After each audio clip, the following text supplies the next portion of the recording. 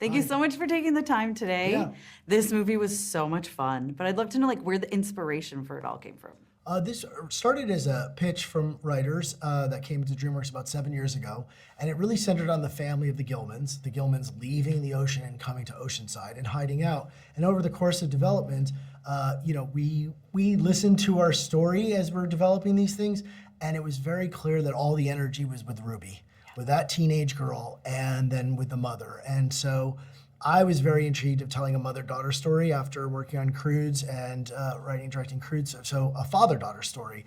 And so we were very lucky when we got Lana Condor and Toni Collette to play these first two roles, and then Jane Fonda to play Grandmama, much to be said. But it really started there, and then what was wonderful was it's the first female title lead of DreamWorks in 40 films, 25 years, 35. And so yeah, so it's really exciting to, and that part of the process really made us step up our game, because what we wanted to do is make sure she had an adventure as difficult and as exciting and as tough as any we ever gave any of the guys, because she deserved it. Mm-hmm.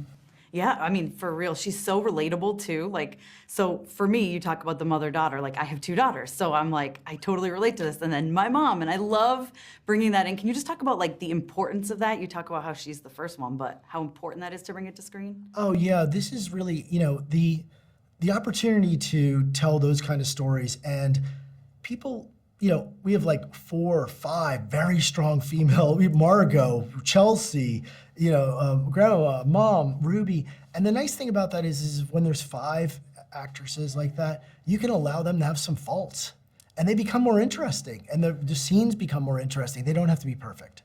And that's something that you probably would say we would connect to, is that, in any mother-daughter, mother-grandmother relationship, there is friction, there is conflict, and there are faults. And so that was what was really fun, is that we got a chance to explore that a little bit more. And even though it's Ruby Gillman, Teenage Kraken, it's those sort of scenes that act as a ballast that make us feel that we're in a world that we should believe in. Yeah, what do you think it is about Ruby that makes her like just so fun and relatable? And I fell in love with her instantly, so. I know, it really is. We all did. I mean, there's her character design, her ability, Lana's performance, the way she's able to, Lana has this thing that she can keep that vulnerability, her insecurities right there, but still find really amazing ways to do comedic timing on it. And she kept on changing things up. And I do think that, her greatest superpower of all those Kraken powers is her power of empathy.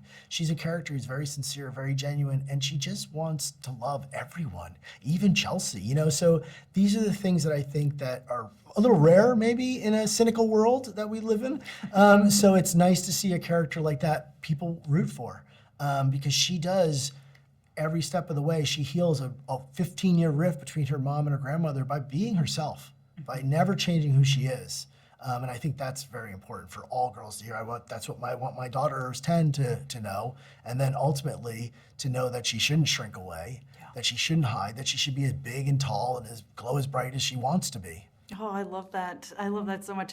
And then can you talk about kind of switching like a Kraken? We think of a Kraken as like the bad ones and the mermaids, which they even talk about. Like, we love mermaids. Can you talk about kind of flipping that on its head? Yeah, I think we love, that's a long tradition at DreamWorks from Shrek and Kung Fu Panda, subverting the tropes, subverting the expectations.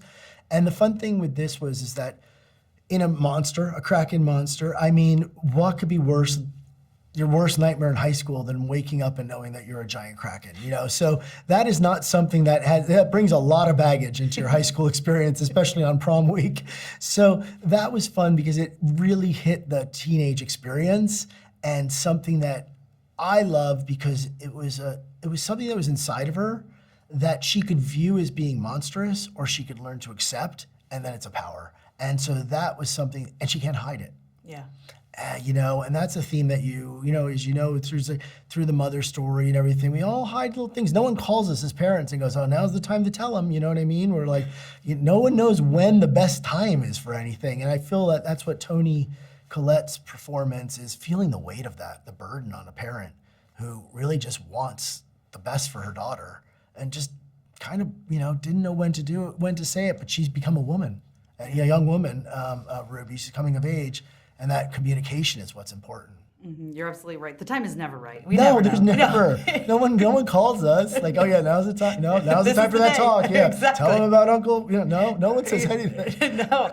One of the things I love so much about this movie too is just how bright and colorful and beautiful it is. So can you talk about kind of going that direction with the animation? Just it absolutely pops on screen. Yeah, great. Well, we're very lucky. We have Pierre Olivia Vincent, our production designer, also did all the Dragon series, and that was something that there was a world build that had to happen, and he was the perfect person for it. And the cool thing is that when we first saw Ruby light up in that bioluminescence, because we didn't want that. We wanted that Kraken, her ability to be Kraken, to be aspirational. That was part of it. We wanted it to be something that, although it is beautiful, she doesn't really want it. And so it wasn't about hiding from her monstrous self. It was something that was beautiful. And that the other part of that, the lights and the colors, I do believe that it was, in some ways, our ability to bend believability helps that Oceanside is just the most colorful, beautiful little town that you can imagine. And that helps to believe that this girl is blue walking around, and having fun. And then also underneath the ocean, we wanted Grandmama's palace to be befit of Jane the Queen, like you could imagine where the Queen Kraken would live would not be as elegant as that the place that they created. So I think a little bit of that, and then in the final battle, it might be a kaiju, but we wanted these to be kaiju princesses. We wanted them to be queens. So that was a big part of it. Yeah, well, speaking of, that's immediately, I was like, this is a kaiju fight, I'm in. But can you talk about the design of the giant Kraken and the giant mermaid and settling on that? Was it a process or? Yes, very much. So the giant Kraken really, I think the order of operations where we landed on Grandmama first. She just came, the hair, the tentacles, the gown of tentacles that she has, the elegance, the way she carried herself. And then Ruby and Mom were built from that idea. And the one challenge was just making sure we could really see Ruby in it, because we wanted to make sure we didn't lose Ruby. We wanted to be able to know that that's her, because it's all her emotional and all her vulnerable moments. A lot of them were spent as a giant Kraken. So she couldn't be monstrous. We have to see that teenager, that youth, and that vulnerability. And as far as the mermaid, well, we saw a test from the visual effects department where there was this water hair thing, and we were just kind of excited by the idea that she could have the power of the ocean, and that would be, if her hair means everything to a mermaid, well, then if she could take the entire ocean, that was the concept behind that.